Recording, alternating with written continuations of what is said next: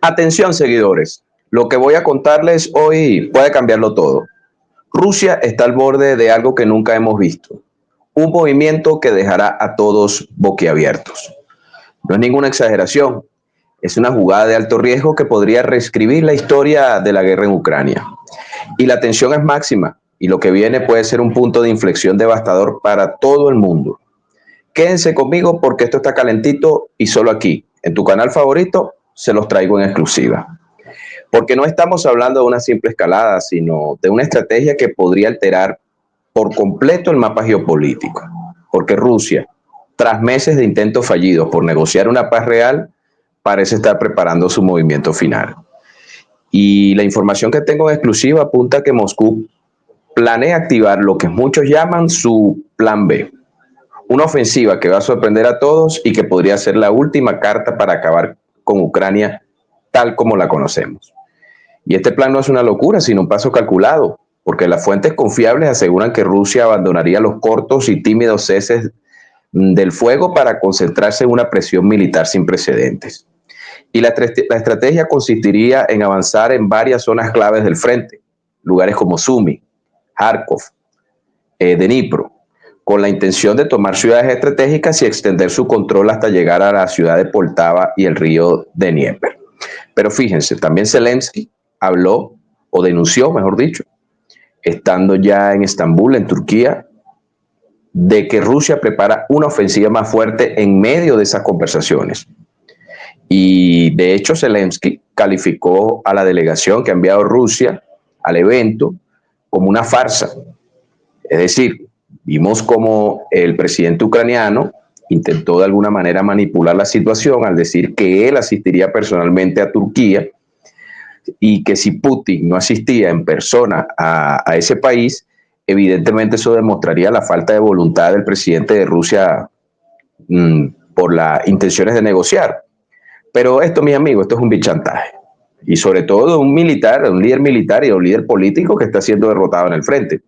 Eso es como si usted estuviera ganando un partido 5-0 de fútbol y en el minuto 80, ya cuando falta poco por terminar, entonces el técnico del equipo adversario diga que si el equipo que está metiendo los goles deje de hacerlo, es un equipo que no está comprometido con el fair play. Eso no tiene ningún tipo de lógica. Pero fíjense, vamos a continuar con el plan y ahorita regresamos con el amigo Zelensky, porque la idea es crear una zona de amortiguación, dicen las fuentes, que proteja a Rusia de los bombardeos ucranianos y que al mismo tiempo deje a Kiev en una posición militar más vulnerable. Es decir, la meta final, que Ucrania quede rodeada y sin capacidad de resistencia, incluso si Zelensky intenta mantener el control de la capital, es decir, de la ciudad de Kiev. Es una jugada para presionar hasta el límite y forzar una capitulación que deje a Ucrania finalmente en ruinas. Y no solo eso, porque también en el tablero internacional hay movimientos secretos. Algunos analistas rusos sugirieron que Estados Unidos podría estar intentando frenar el apoyo a Kiev con la intención de presionar a Zelensky y de esa manera favorecer a Moscú. Y la estrategia sería reducir la ayuda militar para que Ucrania no pueda seguir resistiendo. Y aquí viene lo más fuerte. Si Rusia, digamos, activa su plan B, la guerra no solo sería más sangrienta, sino que podría terminar en un total colapso de Ucrania. Porque los expertos advierten que esto podría desencadenar, aparte de las consecuencias militares, un caos energético, un caos humanitario en toda esa región, en toda esa zona. Es decir, la cuenta regresiva para una guerra definitiva parece ya haber comenzado. Y la pregunta que todos nos hacemos, ¿Zelensky está listo para lo que se avecina? Y por supuesto, el escenario de Turquía servirá para demostrar, o al menos nos sugerirá, las verdaderas intenciones de todos los actores para poner fin al conflicto. Recordemos que aquí esto no es una cuestión entre ucranianos y rusos. Sería iluso pensar eso. Estamos hablando que aquí hay el occidente colectivo en pleno, con todos sus actores, grandes o pequeños, están inmersos en este conflicto.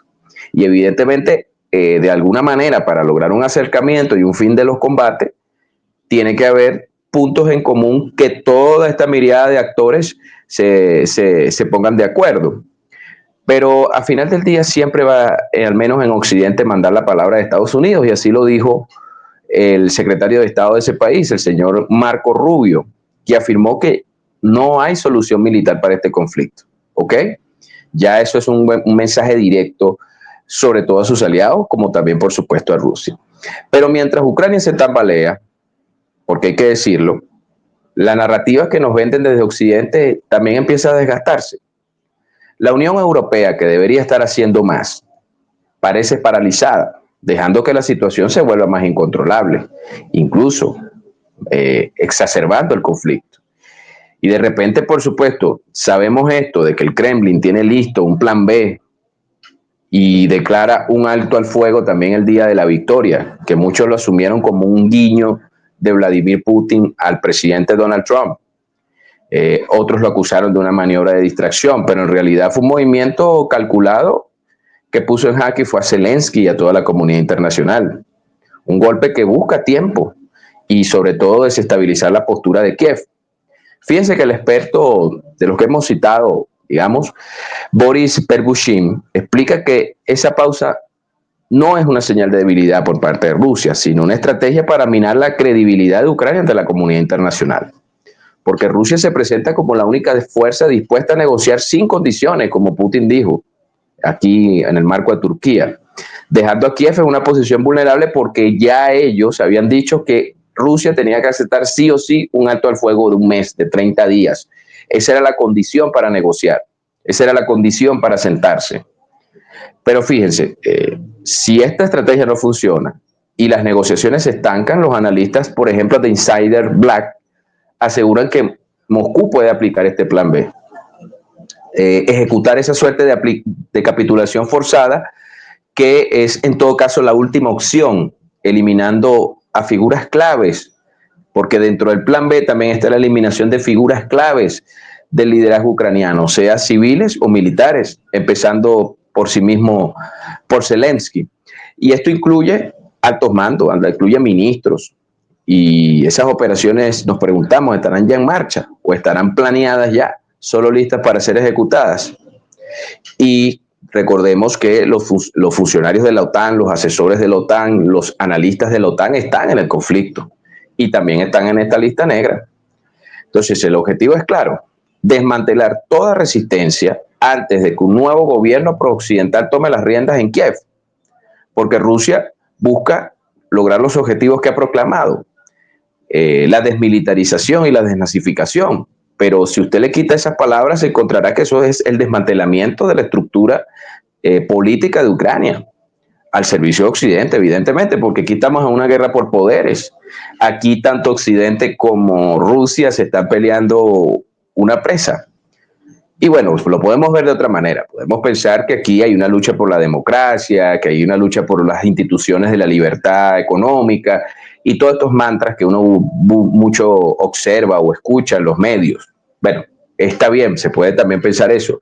Sin embargo, aquí el problema central es geopolítico. Aquí el problema central, ¿ok?, es una lucha por la recomposición del nuevo orden mundial. Y ese se está dando en las llanuras de Ucrania.